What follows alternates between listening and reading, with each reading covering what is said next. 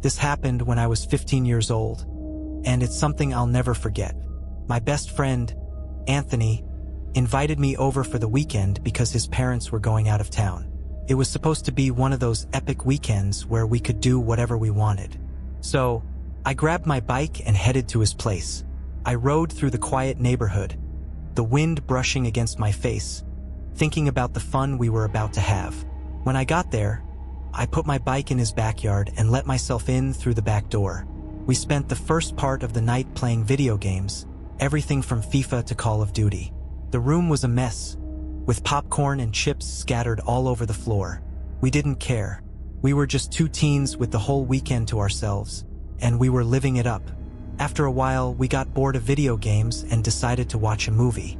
But halfway through, we lost interest. It wasn't that great anyway. Then Anthony had an idea. Prank calls. It was around 10 p.m., and we thought it would be hilarious to mess with random people.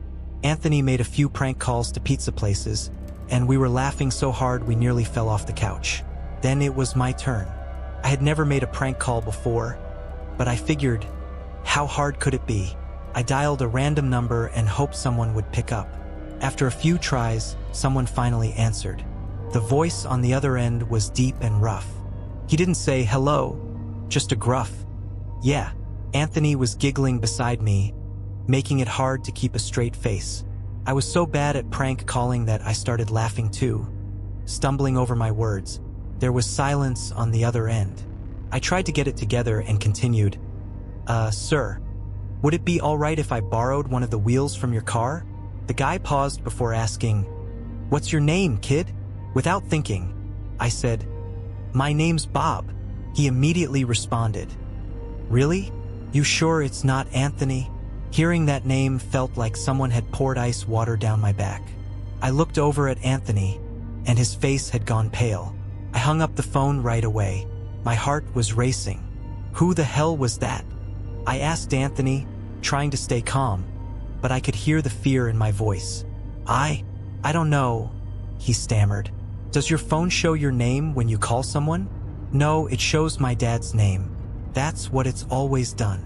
We sat there, trying to figure out how the guy on the phone knew Anthony's name. It didn't make any sense. Anthony was too young to have his name on any of those people finder websites, and the call had been from my phone. Feeling uneasy, we even posted the question on Yahoo Answers, hoping someone had experienced something similar. But no one had any answers for us. Anthony didn't want to call his dad about it because he wasn't supposed to have anyone over that weekend. So we dropped it. We told ourselves it was just a weird coincidence. To get our minds off it, we decided to finish the movie we had started earlier. We settled back in the living room, the eerie phone call slowly fading from our minds. But then, something happened that made my blood run cold. We both froze when we heard the front storm door creak open. Then the doorknob to the front door slowly began to turn. Luckily, it was locked, but whoever was on the other side was definitely trying to get in. Anthony immediately shut off the TV, and I quietly crept over to the window. I peeked through the blinds, and standing there, just a few feet away, was a tall man. His figure was barely visible in the dim light, but when he noticed the blinds moving, he looked right at me.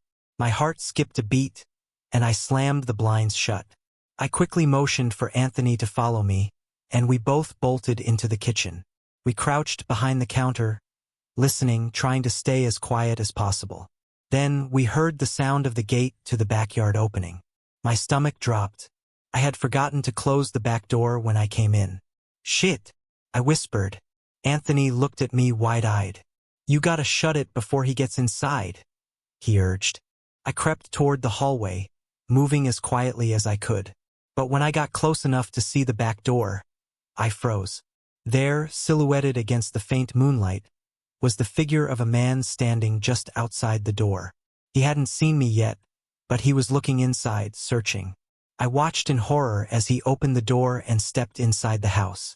I panicked, tiptoeing back to Anthony, and motioned for him to follow me upstairs. We moved as quietly as we could, heading to his bedroom. Once inside, we shut the door softly and crawled under his bed. There was a cloth covering the bottom, so you couldn't see under the bed unless you lifted it. We stayed as still as possible, trying to control our breathing. From under the bed, we could hear the intruder moving around downstairs. Doors were opening and closing, each one getting closer to the stairs. Then we heard slow, heavy footsteps coming up the stairs. I held my breath, listening as the footsteps stopped right outside Anthony's bedroom door. The door creaked open. I could hear Anthony breathing heavily beside me, too loud for comfort. I reached over and covered his mouth with my hand, trying to silence him. The intruder's footsteps crossed the room, heading toward the closet. The sound of hangers clinking together made my skin crawl. Then the footsteps moved to the bed and stopped. My heart was pounding so hard I thought it might give us away. I lay there, frozen, praying that the man would leave. After what felt like an eternity, everything went silent. No footsteps, no movement. I finally removed my hand from Anthony's mouth and whispered, "Do you think we can make a run for it?" Before he could answer, the silence was shattered by a horrifying scream. The man had grabbed Anthony and was dragging him out from under the bed. I scrambled out, frantically looking for something to use as a weapon. My eyes landed on a screwdriver sitting on the nightstand. Without thinking, I lunged at the man and stabbed him in the back. He screamed in pain and let go of Anthony. It gave us just enough time to bolt out of the room and down the stairs. We didn't dare run out onto the street. It was too open. Instead, we dashed into the woods behind Anthony's house, taking cover behind some bushes. We peeked out, watching as the back door opened again. The man stepped outside, scanning the yard, then turned toward the woods. His eyes seemed to pass over us, and for a second, I thought we were safe. But then he started walking toward us. "He's coming?" I whispered, my voice shaking. "Dude, we have to run."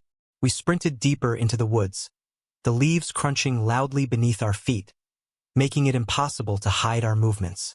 Anthony tripped and fell, but I crouched beside him, hoping we had run far enough to be out of sight. But then we heard footsteps again. Fast, heavy footsteps getting closer. They stopped just a few trees away from us. We lay there, terrified, waiting for him to find us.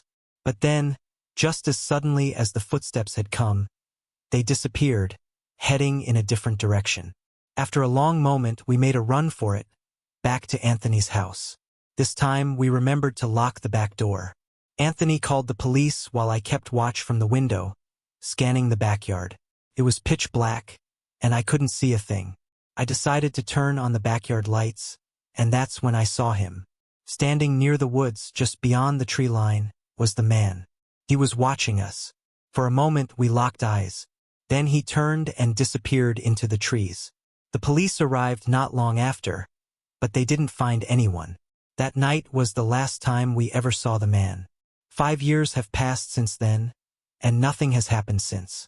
Sometimes, I still wonder if the whole thing was somehow connected to that prank call, but it doesn't make sense.